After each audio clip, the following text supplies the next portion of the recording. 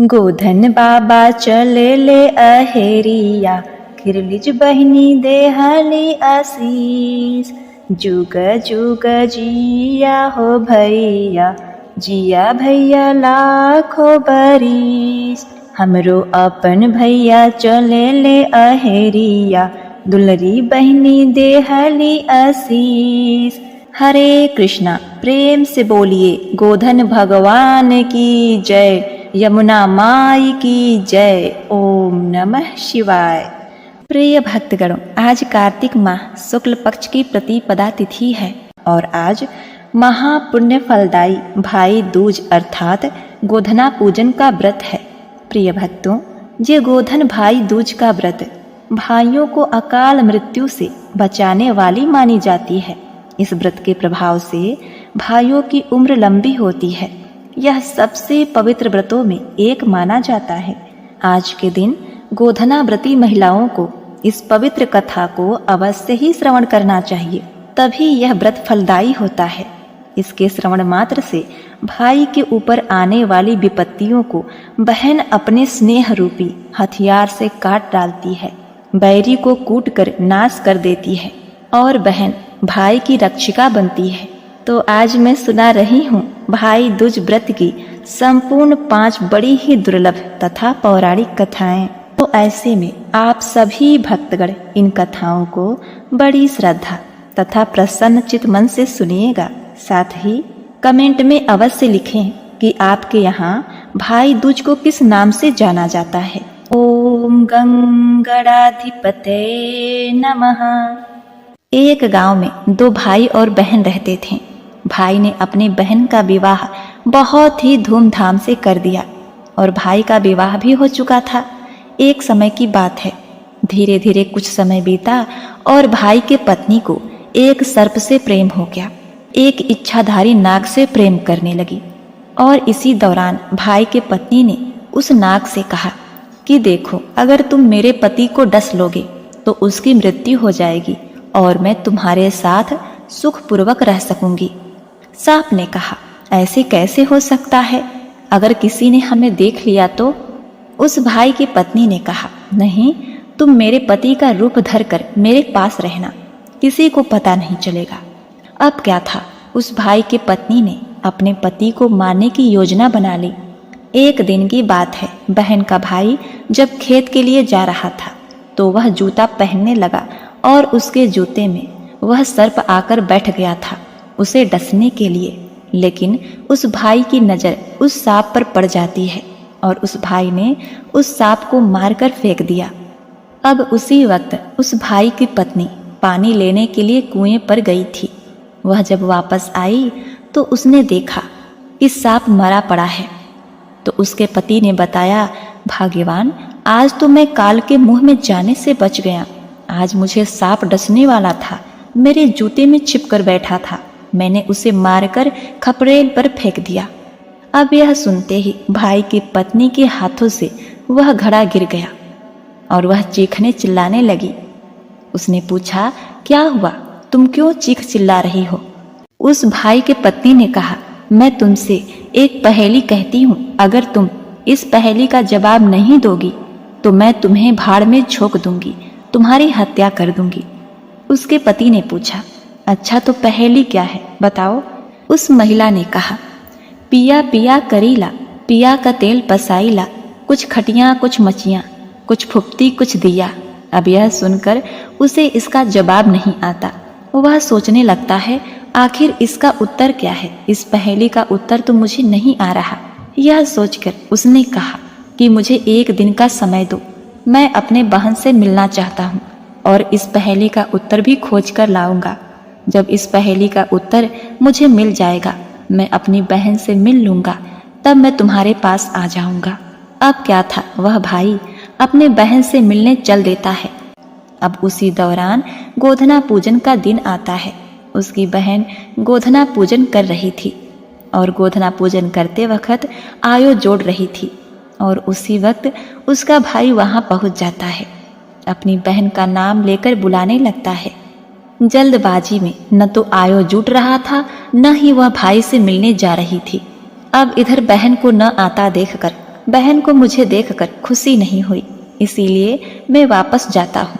वह वापस जाने लगा, तभी उसकी बहन जल्दी जल्दी अपना आयु जोड़कर गोधना पूजन कर कर चली आती है और अपने भैया से हाल चाल करती है, कुशल मंगल पूछती है और जल्दी जल्दी अपने पड़ोसन के घर जाती है और कहती है, जब कोई सबसे प्यारा व्यक्ति आए तो उसे क्या बनाकर खिलाना चाहिए।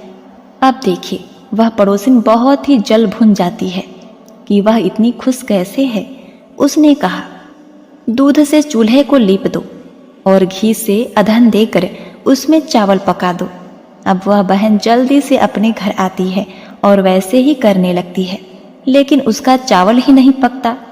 भोजन में इतना देर हुए देखकर उसके भाई ने कहा, बहन हमें बहुत तेज भूख लगी है, खाना जल्दी खिला दो। उसकी बहन ने कहा कि भैया चावल तो पक ही नहीं रहे हैं। जब भाई जाकर देखता है तो देखता है कि घी में चावल पक रहा है। उसने कहा, हे भोली बहन, घी में चावल नहीं पकता, तुम पानी में चावल पकाओ और मैं भर पेट भोजन करके तृप्त हो जाऊंगा। अपने भाई की बात मानकर उसकी बहन ने ऐसा ही किया और अपने भाई को भर पेट भोजन कराया। भोजन करने के बाद वह भाई बोला, बहन मैं बहुत दुखी हूँ, मैं तुमसे कुछ कहना चाहता हूँ। बहन, कैसे कहूँ? कल मैं घर जाऊँगा तो कल मेरी आखिरी रात होगी। तुम मुझे जितना देखना चाहती हो जी भर के देख लो और मैं तुमको जी भर कर देख लूँ। आज से हमारा नाता टूट जाएगा। अब यह सुनकर वह बहन रोने लगती है। उसने पूछा, भैया क्या हुआ? भाई ने अपनी पत्नी द्वारा कही गई बात बता दी। बहन, तुम्हारी भाभी ने मुझसे एक पहेली पूछी है, अगर मैं उस पहेली का जवाब नहीं दूंगा तो तुम्हारी भाभी मुझे भाड़ में झोंक देगी। यह सुनकर बहन ने कहा, भैया वो पहेली क्या है, मुझे बताओ। तब भाई ने कहा, पिया पिया करीला, पिया का तेल पसाईला, कुछ खटियाँ कुछ मचियाँ, कुछ फुप्ती कुछ दिया। यह सुनकर बहन ने कहा, अच्छा तो ठीक है भैया, कल हम लोग घर चलते हैं और इस पहेली का जवाब मैं दूंगी। वह बहन अपने भाई को लेकर घर आती है और अपने भाभी से कहती है और अपने भाभी से कहावत पूछती है। तो उसकी भाभी ने कहावत कहा, पिया पिया करीला, पिया का तेल पसाईला, कुछ खटियाँ कुछ मचियाँ, कुछ फुप्ती कुछ दिया। यह सुनकर बहन तुरंत दिए के तेल को पलट देती है और अपने भाभी के बालों को निचोड़ती है और भाभी के साड़ी को भी निचोड़ती है। उसमें से ढेर सारा तेल निकलता है। उसके भाई ने कहा, यह कैसा तेल है, बहुत ही बदबू कर रहा है। उसकी बहन ने कहा, भैया यह तेल कोई और तेल नहीं, यह एक सांप का तेल है। तुम्हारी पत्नी एक सांप से फंसी थी, उससे प्रेम करती थी, उसी सांप को तुमने मार दिया। उसी का बदला लेने के लिए इसने उस चीज को याद रखने के लिए उस सांप को पकाकर उसका तेल निकाला है। उसी से दिया बारती है, सर में लगाती है और उसी को अपने आंचल में पोंछती है और खटिया मचिया में भी लगाती है। अब क्या था? बहन ने कहा, मेरा भाई तुम्हारी पहेली में जीत गया है, उसकी विजय हुई है, अतः मैं तुम्हें भाड़ में झोंकूंगी। यह कहकर बहन ने अपने भाभी को भाड़ में झोंक दिया, अपने भाई के दुश्मन का नाश कर दिया। एक बार प्रेम से बोलिए, जय श्री कृष्ण, ओम नमः शिवाय, हरि हरि। एक बुढ़िया थी, उसके 7 बेटे और एक बेटी थी। बेटी की शादी हो चुकी थी।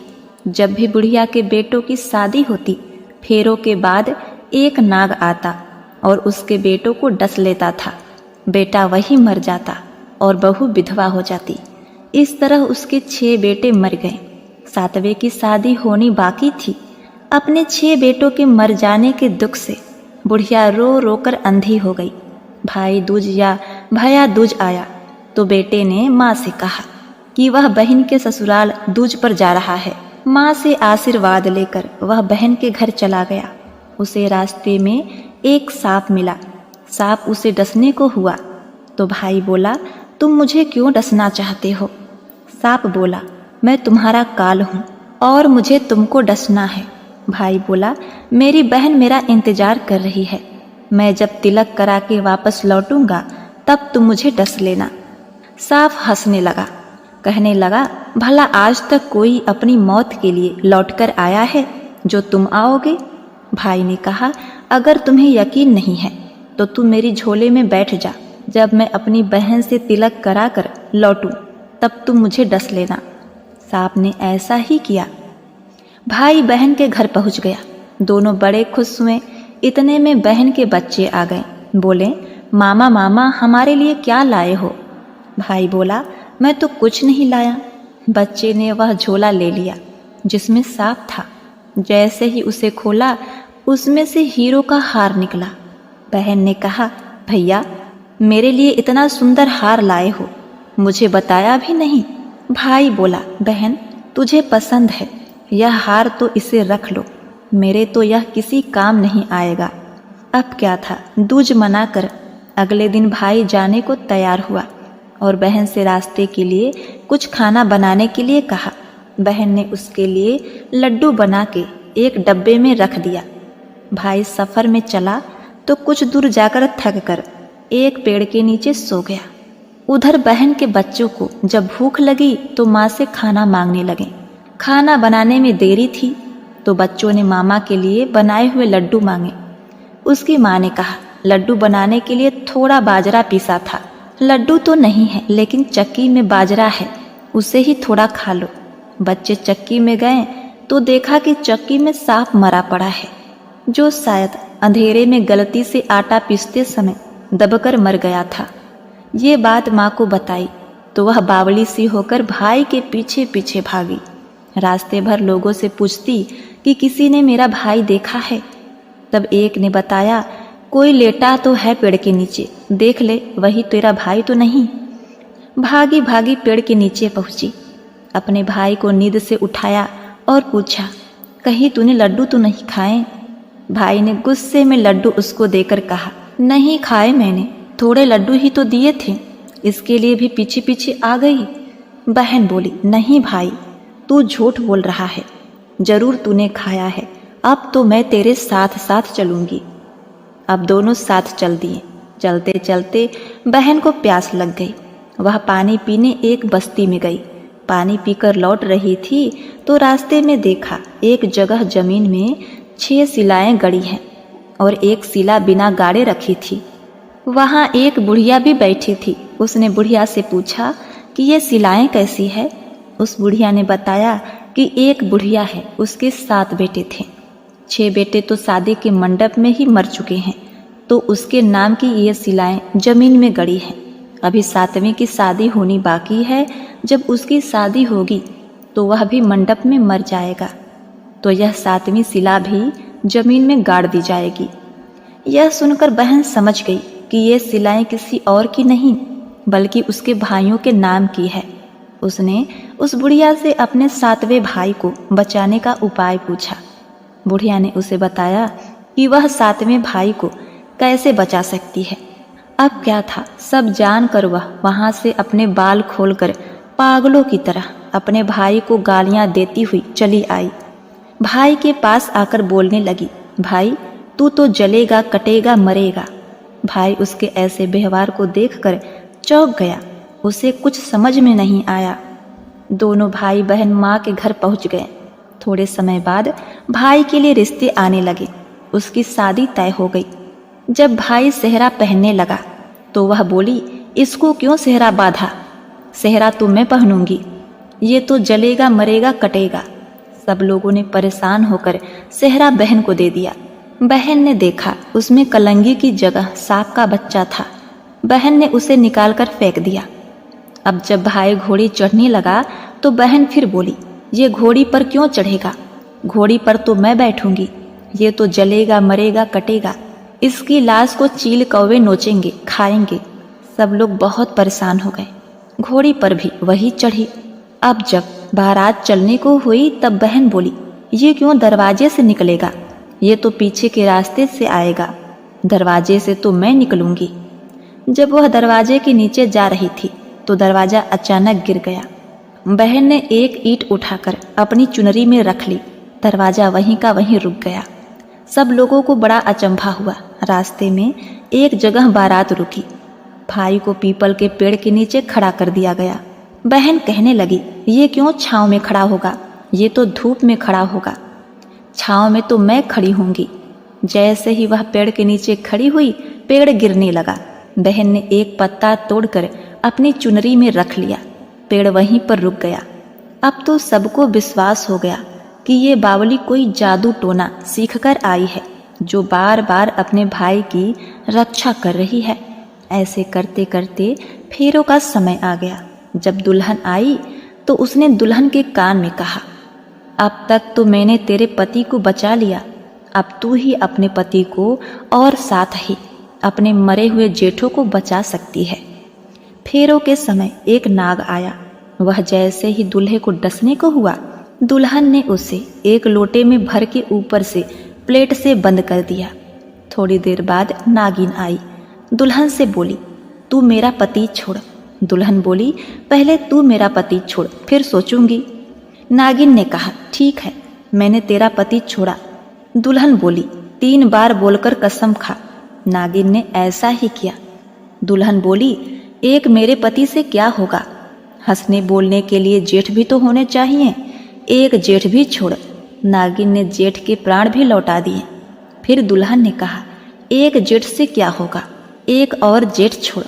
वह विदेश चला गया तो इसीलिए तीसरा जेठ भी छोड़। इस तरह एक एक करके दुल्हन ने अपने 6 जेठ जीवित करा लिए। उधर रो रही बुढ़िया का बुरा हाल था कि अब तो मेरा 7वां बेटा भी बाकी बेटों की तरह मर जाएगा। गांव वालों ने उसे बताया कि उसके 7 बेटे और बहू आ रही हैं। तो बुढ़िया बोली, अगर यह बात सच है तो मेरी आंखों की रोशनी वापस आ जाए और मेरे सीने से दूध की धार बहने लगे। ऐसा ही हुआ। अपने सारे बहू बेटों को देखकर वह बहुत ही खुश हुई। इस खुशी में सब बहन को भूल गए थे। माँ को याद आई तो वह उसे ढूंढने लगी। देखा तो वह भूसे की कोठरी में सो रही थी। सभी भाइयों को सही सलामत देखकर वह अपने घर को चली। उसके पीछे पीछे सारी लक्ष्मी भी जाने लगी। बुढ़िया ने कहा, बेटी तू एक बार पीछे मुड़कर तो देख, तू अपने साथ सारी लक्ष्मी लेकर चली जाएगी तो तेरे भाई भाभी क्या खाएंगे। तब बहन ने पीछे मुड़कर देखा और कहा, जो माँ ने अपने हाथों से दिया वह मेरे साथ चले, बाकी का धन भाई भाभी के पास रहे। प्रिय भक्तों, इस तरह एक बहन ने अपने भाई की रक्षा की। इस कथा को सुनने के बाद बहनें गोबर से बने भाई के अनिष्ट को कूटती हैं, भाई को कोसती हैं, फिर कांटा अपनी जीभ में चुभाती हैं। वहां से कुटा हुआ चना प्रसाद के रूप में लेकर आती हैं, जिसे भाई पानी के साथ निगल जाते हैं। इस तरह यह व्रत और कथा पूर्ण होती है। एक बार प्रेम से बोलिए, जय हो गोधन भगवान, जय अन्नकूट बाबा, ओम नमः शिवाय, हरि हरि। एक गांव में एक बहुत ही बुजुर्ग महिला रहती थी। उनका एक बेटा था और उनकी एक बेटी भी थी। बुजुर्ग महिला ने अपनी बेटी की शादी कर दी थी। एक दिन वह भाई दूज का त्योहार आया। जब भाई दूज का त्योहार आया तभी उस बुजुर्ग महिला के बेटे ने अपनी माँ से कहा कि माँ, मैं अपनी बहन के घर टीका करवाने के लिए जा रहा हूँ। जिसके बाद उसकी माँ ने कहा, बेटा हम लोग बहुत गरीब हैं, तुम टीका करवाने के बाद अपनी बहन को क्या दोगे। लेकिन उस बुजुर्ग महिला के बेटे ने जिद करके अपनी बहन के घर जाने के लिए अपनी माँ को मना लिया। फिर वह भाई अपनी माँ की आज्ञा लेकर अपनी बहन के घर निकल पड़ा। जैसे ही वह थोड़ी दूर पर पहुंचा तब उसको एक बहुत ही गहरी नदी मिली और वह उससे कहने लगी, मैं तुझे अपने पानी में डुबोकर मार दूंगी क्योंकि मैं तुम्हारा काल हूँ। जिसके बाद वह भाई उस नदी से कहता है कि तुम मुझे थोड़ी देर की मोहलत दे दो, मैं अपनी बहन के घर टीका करवाने जा रहा हूँ। जब मैं वहाँ से वापस आऊँगा तब तुम मुझे मार देना। जिसके बाद वह नदी भाई को आगे जाने के लिए रास्ता दे देती है और फिर वह भाई आगे की ओर चल देता है। थोड़ी दूर पहुँचने के बाद उसको एक शेर मिलता है और कहता है, मैं तुम्हें खाऊंगा। इसके बाद वह भाई शेर से कहता है, हे पशुराज, अभी नहीं, मैं अभी अपनी बहन के पास टीका करवाने जा रहा हूँ। जब मैं वापस लौट कर आऊँगा तब तुम मुझे खा लेना। फिर वह भी उस भाई को आगे जाने के लिए रास्ता देता है और फिर जब वह भाई आगे की ओर बढ़ने लगता है तो कुछ दूर पहुंचकर उसको एक सांप मिलता है और वह भी भाई से कहता है, मैं तुम्हें मार दूंगा, तुम्हें डस लूंगा। वह भाई उस सांप से भी वही कहता है कि मैं अभी अपनी बहन से टीका करवाने जा रहा हूँ। मेरी बहन ने भाई दूज का व्रत रखा है, वह गोधना कूट रही है। जब मैं लौट कर आऊँगा तब तुम मुझे मार देना। वह भाई आगे की ओर चल जाता है और थोड़े ही देर में भाई अपनी बहन के घर पहुँच जाता है। जब वह अपनी बहन के घर पहुँचता है तो घर के बाहर से आवाज़ लगाता है, लेकिन घर के अंदर उसकी बहन सूत काट रही होती है। सूत काटते वक्त उसका धागा टूट जाता है। और हाँ, वहाँ के लोगों की यह मान्यता थी कि अगर सूत काटते वक्त अगर धागा टूट जाए तो बाहर कोई भी बुला रहा हो और वह बिना आवाज़ करे और बिना धागा को जोड़े चली जाए तो वह व्यक्ति मर जाएगा। वह बिना आवाज़ किए धागा जोड़ने लगती है, लेकिन जब भाई के आवाज़ लगाने पर भी उसकी बहन नहीं आती तो वह वहाँ से जाने लगता है। उसने सोचा, शायद मेरी बहन को मेरे आने की खबर मिली है और वह मेरे आने से खुश नहीं है, इसीलिए वह घर से बाहर नहीं आ रही है। वह मायूस होकर जाने लगा। तभी उसकी बहन उस धागे को जोड़कर तुरंत अपने भाई के पास जाकर उसको रोकती है और उसको अपने घर ले आती है। अब देखिए, वह बहन अपने भाई को देखकर इतनी पागल हो चुकी थी, इतनी बावली हो चुकी थी, उसके खुशी का तो कोई ठिकाना ही नहीं था। वह बहन अपनी पड़ोस में रहने वाली महिला के पास जाती है और उससे पूछती है कि भाई दूज के दिन क्या बनाया जाता है। प्रिय भक्तों, वह पड़ोसिन उस बहन से बहुत ही जला करती थी। तब वह महिला उसको बताती है कि तुम तेल से अपने चूल्हे को लीपो और घी में चावल पकाओ। अब क्या था, वह घर जाकर पड़ोसिन के द्वारा बताई हुई चीज़ों को करने लगती है और तभी उसका भाई उससे कहता है, बहन मुझे बहुत ज़ोर से भूख लगी है। लेकिन उसकी बहन पड़ोस की महिला की बातों में आकर काम कर रही होती है। जब उसका भाई रसोई में जाकर देखता है तो वह अपनी बहन से कहता है, तुम बहुत भोली हो बहन, जिसके कारण तुमको लोग पागल बना देते हैं। तुमने कभी घी में चावल पकते हुए देखा है और तेल से कभी चूल्हे को लीपते हुए देखा है? तुम गोबर से चूल्हे को लीपो और पानी में चावल को पकाओ। वह बहन अपने भाई की बात मानकर वही करती है जैसा उसका भाई करने के लिए बोलता है और वह खाना बनाकर अपने भाई को खिलाती है और थोड़ी देर बाद वह अपने भाई को टीका कर देती है। जब उसका भाई अगले दिन वापस अपने घर जाने के लिए कहता है, तब उसकी बहन अपने भाई के लिए रास्ते में ले जाने के लिए तड़के सुबह भोर के 4 बजे ही उठकर चक्की में दाल को पीसती है, बेसन तैयार करती है और उस अंधेरे में बहन जैसे तैसे करके लड्डू बनाकर तैयार कर देती है और लड्डू बनाकर दे देती है कि इसको रास्ते में भूख लगे तो खा लेना, और इसमें से कुछ लड्डू अपने बच्चों के लिए भी बचा लेती है। जैसे ही उसका भाई चला जाता है और उसकी बहन के बच्चे जब खाने के लिए जिद करने लगते हैं तो वह अपने भाई के लिए बनाए हुए कुछ लड्डू जो अपने बच्चों के लिए बचा कर रखी थी वह अपने बच्चों को दे देती है। और तभी उसके बच्चों की नज़र उस लड्डू में पड़ती है जो एकदम से नीले हो गए थे। जब वह रसोई में जाकर देखते हैं तो उसको पता चलता है कि उसकी माँ ने जो लड्डू बनाए हैं उसमें सांप मर चुका है और उसी से हमारी माँ ने लड्डू बनाई है। जिसके बाद वह अपनी माँ को जाकर सारी बातें बताते हैं, जिसे देखकर वह बहुत ही दुखी हो जाती है। उसे समझ में आ चुका था दाल पीसते वक्त गलती से सांप भी उसमें पिस गया था। तुरंत अपने भाई के पीछे भागती है। रास्ते में कुछ दूर चलने के बाद उसका भाई उसको मिल जाता है। तभी उसकी बहन उससे पूछती है, भाई तूने लड्डू तो नहीं खाए ना? उसका भाई कहता है नहीं, और तभी अपने भाई को सारी बात बता देती है। लेकिन तभी उसका भाई कहता है, तुमने मेरी जान आज तो बचा ली, लेकिन तुम मेरी जान कब तक बचाओगी? और अपनी बहन को अपने साथ हुए रास्ते में सभी चीज़ों के बारे में बताता है। उसकी बहन अपने भाई को अकेले नहीं जाने देती और उसके साथ जाने के लिए कहती है। उसका भाई अपनी बहन को साथ जाने के लिए मना कर देता है, लेकिन उसकी बहन जिद करने लगती है और फिर क्या था, अपने भाई के साथ जाने लगती है। कुछ दूर चलने के बाद जब बहन को प्यास लगती है तो वह अपने भाई से कहती है, भैया मुझे पानी पीना है, बहुत जोर से प्यास लगी है। उसका भाई कहता है, यही पास में एक तालाब है, रुको मैं उस तालाब से तुम्हारे लिए जल लेकर आता हूँ। वह अपने भाई को तालाब के पास नहीं जाने देती और स्वयं ही अकेले तालाब के पास जाती है। जब वह तालाब के पास पहुंची तब उसको एक बुजुर्ग महिला मिलती है। वह बुजुर्ग महिला को तालाब के पास देख उसकी बहन उससे पूछती है, हे मैया आप कौन हैं? तब वह बुजुर्ग महिला बताती है, मैं एक भाई का इंतजार कर रही हूँ।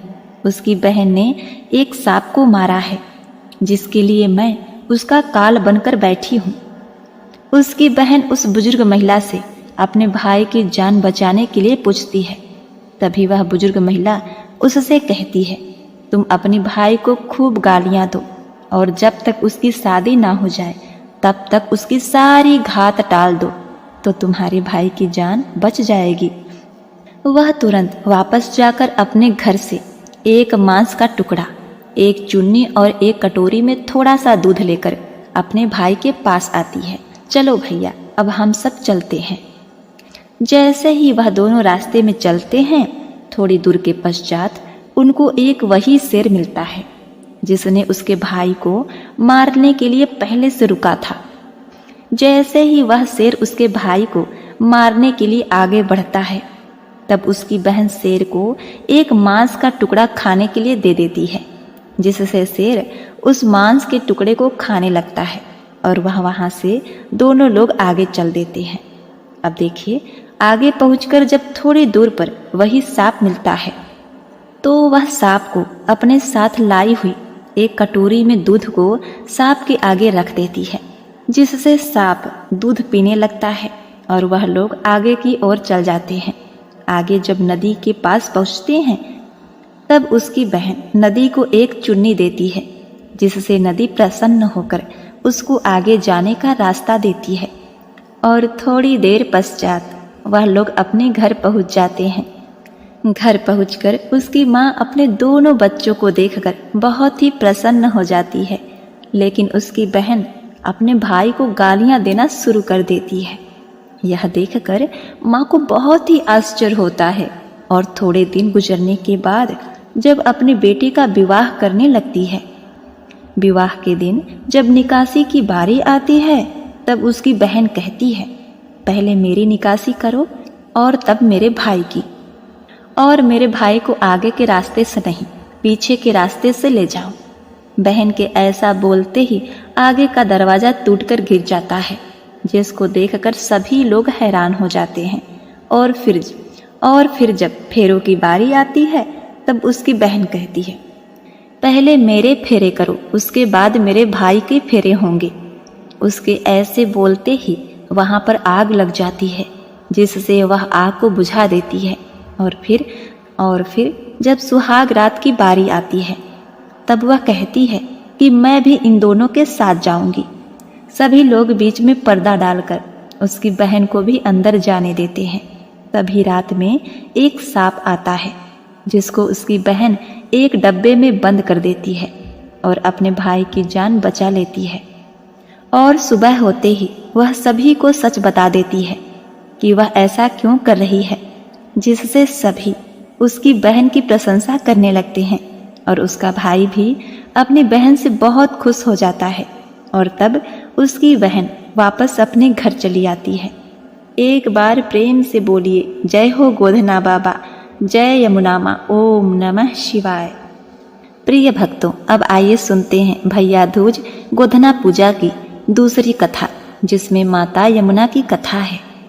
सूर्य भगवान की पत्नी संज्ञा से 2 संतानें थीं, पुत्र यमराज तथा पुत्री यमुना।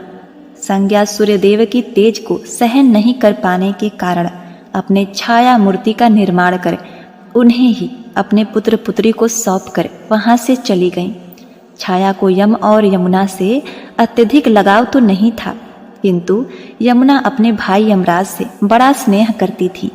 यमुना अपने भाई यमराज के यहाँ प्रायः जाती और उनके सुख दुख की बातें पूछा करती तथा यमुना यमराज को अपने घर पर आने के लिए भी आमंत्रित करती हैं, किंतु व्यस्तता तथा अत्यधिक दायित्व के कारण वे उनके घर न जा पाते थे। एक बार कार्तिक शुक्ल द्वितीया को यमराज अपनी बहन यमुना के घर अचानक जा पहुँचे। बहन के घर जाते समय यमराज ने नरक में निवास करने वाले जीवों को मुक्त कर दिया। बहन यमुना ने अपने सहोदर भाई का बड़ा आदर सत्कार किया, विविध प्रकार के व्यंजन बनाकर उन्हें भोजन कराया तथा माथे पर तिलक लगाया। जब वे वहां से चलने लगे तब उन्होंने यमुना से कोई मनोवांछित वर मांगने का अनुरोध किया। यमुना ने उनके आग्रह को देखकर कहा, भैया आप मुझे वर देना चाहते हैं तो यही वर दीजिए कि आज के दिन प्रति वर्ष आप मेरे यहाँ आया करेंगे और मेरा आतिथ्य स्वीकार किया करेंगे। इसी प्रकार जो भाई अपनी बहन के घर जाकर उसका आतिथ्य स्वीकार करे तथा इस दिन जो बहन अपने भाई को टीका करके भोजन खिलाए उसे आपका भय न रहे। इसी के साथ उन्होंने यह भी वरदान दिया कि यदि इस दिन भाई बहन यमुना नदी में डुबकी लगाएंगे तो वे यमराज के प्रकोप से बचे रहेंगे। यमुना की प्रार्थना को यमराज ने स्वीकार कर लिया। तभी से बहन भाई का यह त्योहार मनाया जाता है। जय हो यमदेव, जय माता यमुना, ओम नमः शिवाय। प्रिय भक्तगणों, उम्मीद करती हूँ आज की यह कथा आपको बेहद ही पसंद आई होगी। अगर आपको आज की कथा पसंद आई है तो आप हमारे वीडियो को एक लाइक, चैनल को सब्सक्राइब और कमेंट में जय गोधना भगवान, जय हो भगवान श्री कृष्ण अवश्य लिखिएगा। आपका जीवन मंगलमय और शुभ रहे, इसी कामना के साथ आपसे विदा लेते हैं। मिलते हैं नेक्स्ट वीडियो में, तब तक के लिए नमस्कार।